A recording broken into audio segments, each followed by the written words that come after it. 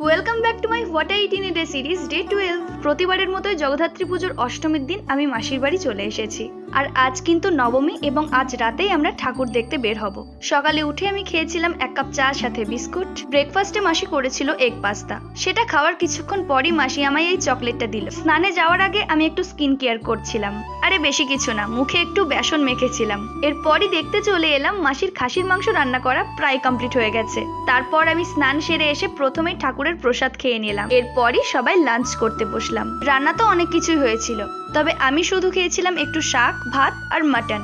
রান্নাটা কিন্তু দারুণ হয়েছিল, আর শেষ পাতে ছিল চাটনি। তো সন্ধ্যায় আর কিছু না খেয়ে আমরা রেডি হয়ে বেরিয়ে পড়ি ঠাকুর দেখার জন্য। প্রচুর হেঁটে ঠাকুর দেখার ফলে আমাদের প্রত্যেকের জল তেষ্টা পেয়েছিল, তাই সবাই জল কিনে খেলাম। তারপরই খেয়েছিলাম আইসক্রিম। রাত 12:30 নাগাদ রেস্টুরেন্টে ঢুকি, খেয়েছিলাম বাটার নান আর চিকেন কষা। আর রাত 1:30 নাগাদ এগরোল খেতে খেতে সকলে বাড়ি ফিরলাম।